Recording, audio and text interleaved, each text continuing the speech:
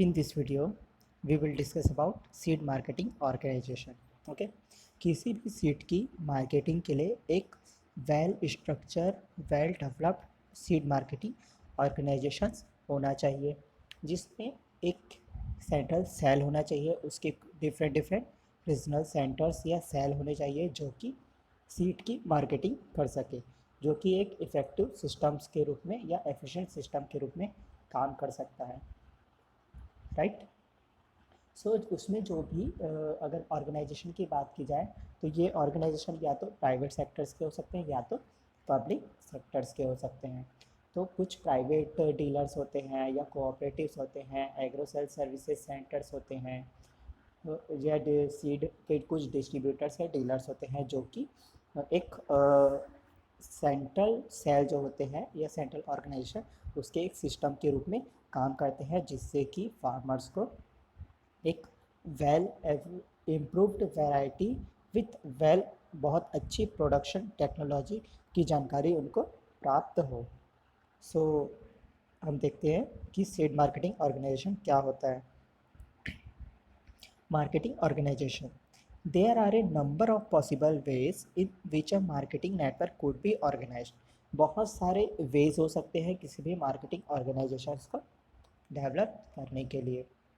अगर marketing organisation की बात की जाए तो क्या करना चाहिए. जो कुछ स्टेट गवर्नमेंट्स हैं तो उनको सीड डिस्ट्रीब्यूशन का काम को एक अलग करके उनको एक इम्प्रूव्ड मेथड, किसी क्वालिटी सीड्स के इम्प्रूव्ड मेथड के प्रोडक्शन के बारे में उनको अवेयर करना और उस बारे में ध्यान देने की ज़रूरत है. इस लेवल पे कुछ नेशनल सीड कॉरपोरेशंस हैं, वो हेल्प करता है.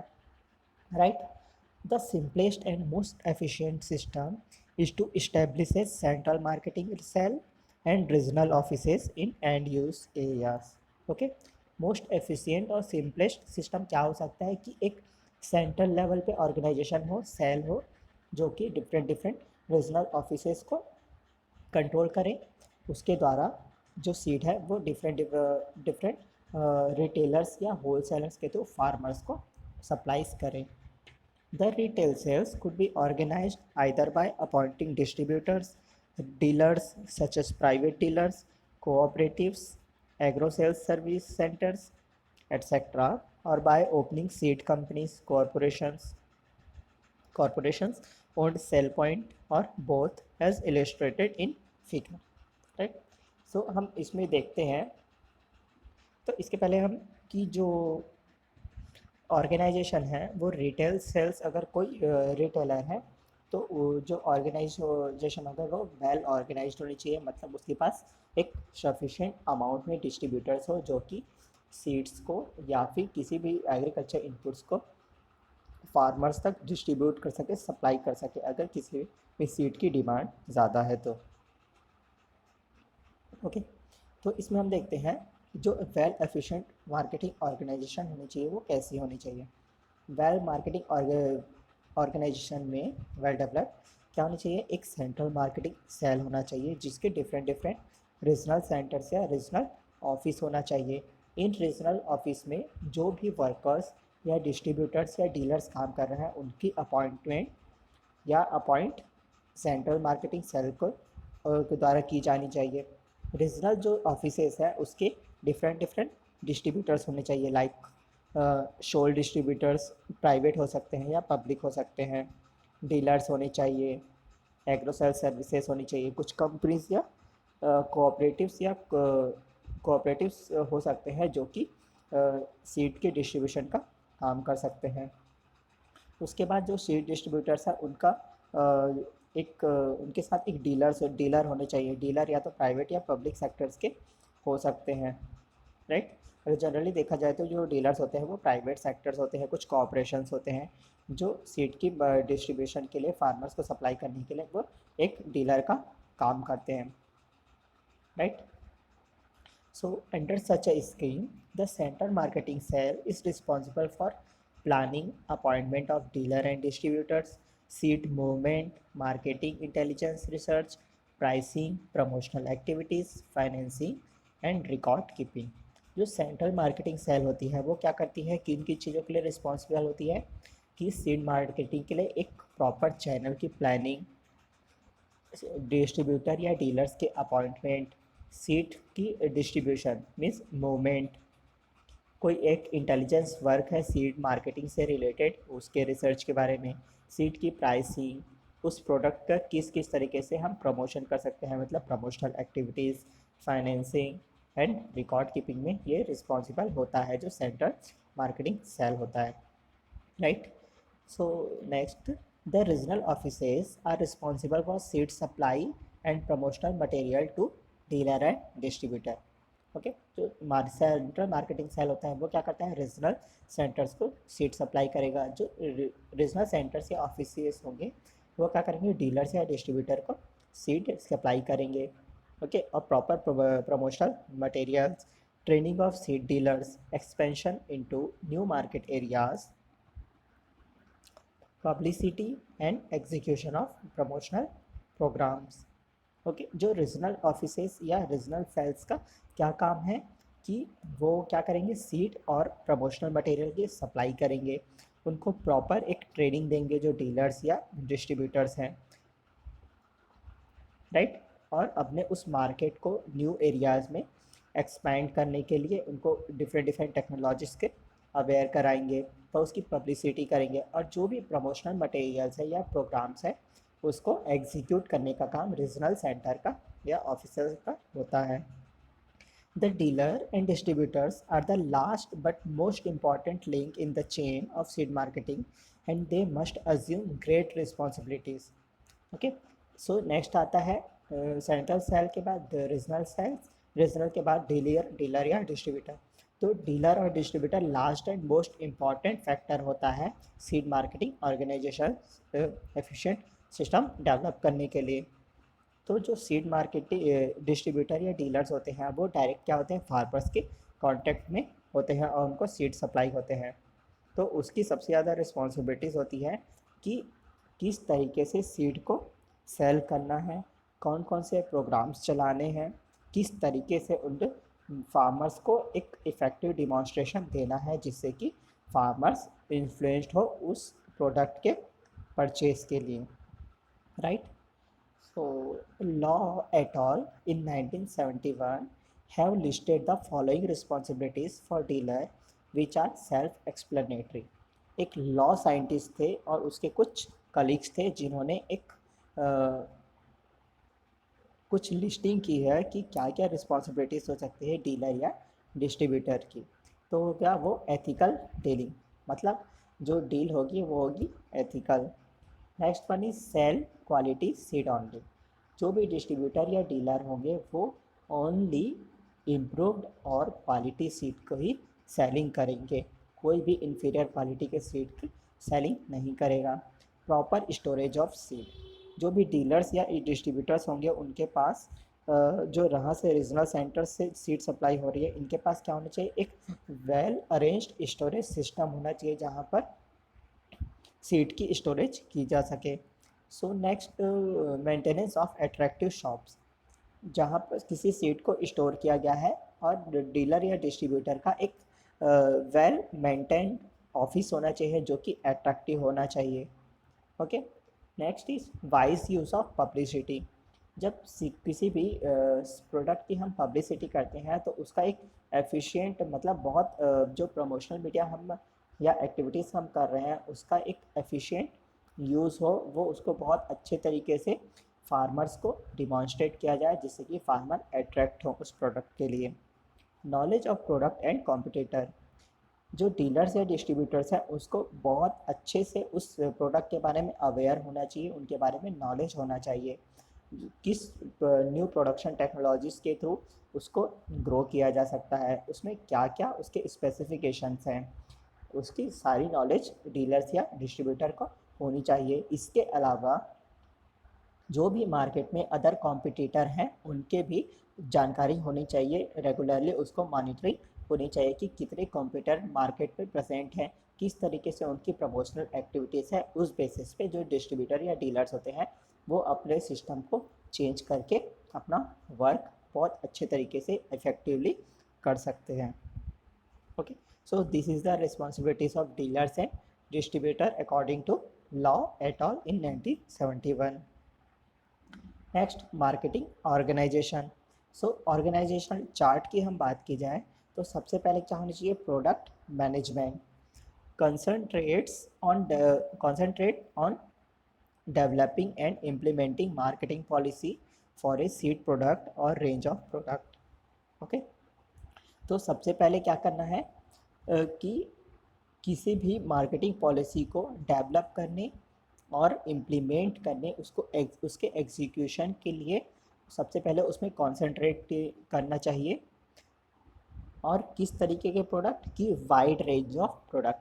किसी एक पर्टिकुलर प्रोडक्ट्स के लिए हमको प्रमोशन या कोई पॉलिसी या रूल्स डेवलप नहीं करने हैं, ये वाइड रेंज के लिए हमको यूज़ करना है जिससे कि एक एफिशिएंट यूज़ हो मैनेजमेंट का. Next, advertising, promotional and public relation aims to create product awareness, influence farmers buying decision and build up a positive perception of the company. इसके बाद क्या होता है, एक ऑर्गेनाइजेशन का रिस्पॉन्सिबिलिटीज़ बोल सकते हैं या फिर एक ऑर्गेनाइजेशन के क्या काम हो सकते हैं, तो वो है कि उस प्रोडक्ट के बारे में एडवर्टाइजमेंट करे, प्रमोशन करे और उनसे पब्लिक रिलेशन.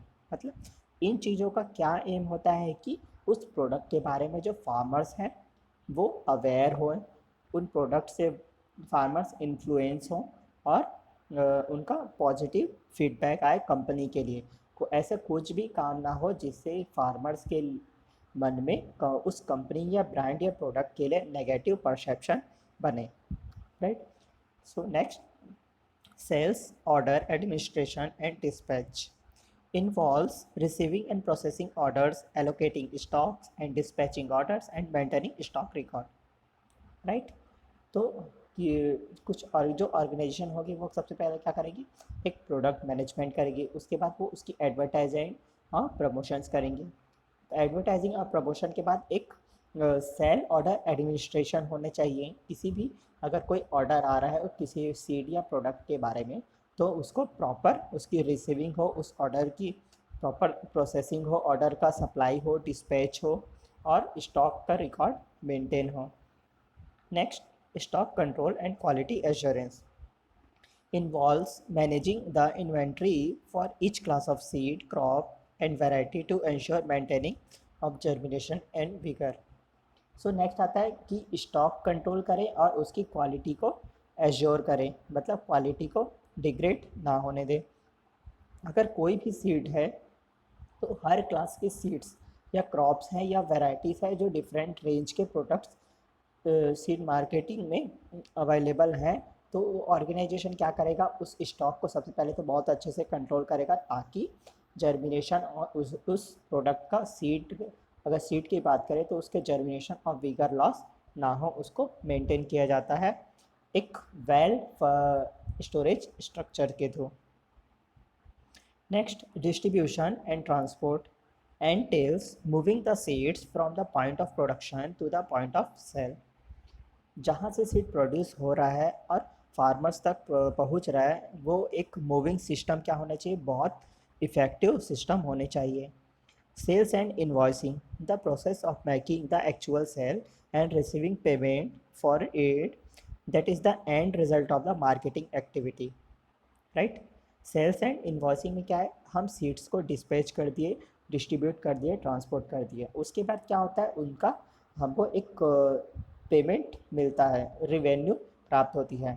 तो उस रिवेन्यू का प्रॉपर रिकॉर्ड हो, एक्चुअल सेल कितना हुआ है और कितने वैल्यू हमको प्रॉफिट हो रही है, उसकी एक रिकॉर्ड होना चाहिए. So this is the end result of marketing activity. कि हमको किसी भी चीज़ों की अगर सेलिंग या मार्केटिंग करते हैं तो हमको सबसे पहले किससे मतलब होता है कि हमको रिवेन्यू कितनी मिल रही है, कितना प्रॉफिट आ रहा है. Next one is management information involves interpreting sales information and other information as a basis for monitoring operations and planning future activities.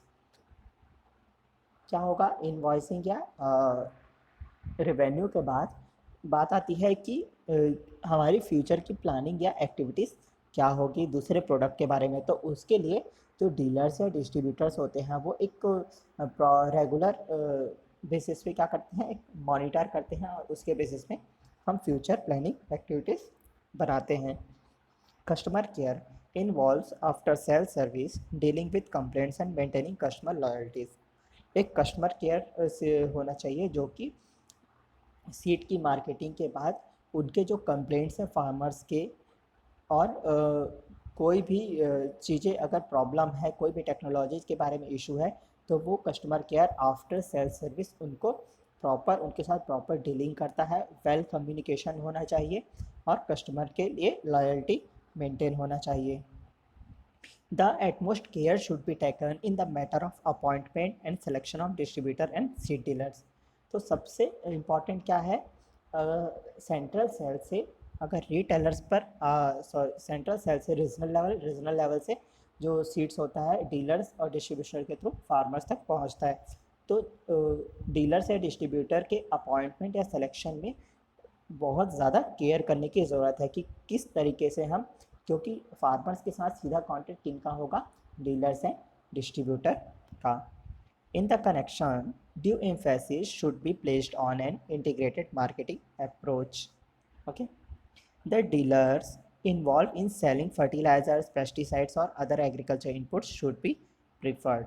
Okay, तो सीड के साथ साथ हमको डिफरेंट एग्रीकल्चर इनपुट्स हैं उनकी भी सेलिंग हम कर सकते हैं, जिससे कि जो वाइड रेंज ऑफ प्रोडक्ट क्या होगे उसकी सेलिंग होगी और रिवेन्यू ज़्यादा मिलेगी। The dealer distributor network should be organized in such a manner that the seed retailers are located within easy reach of farmers, that example establishment of at least 4 sales point in each community development block। Okay, so dealers distributor और जो retails होते हैं वो एक well organised होना चाहिए। मतलब जो डीलर और डिस्ट्रीब्यूटर जो काम कर रहे हैं उसकी एक प्रॉपर मॉनिटरिंग कर सकता है जो रिटेलर्स है।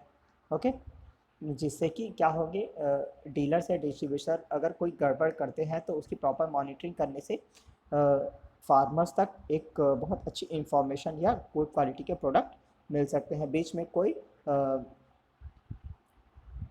घपलाबाजी या फर्जी काम नहीं होगा। ओके।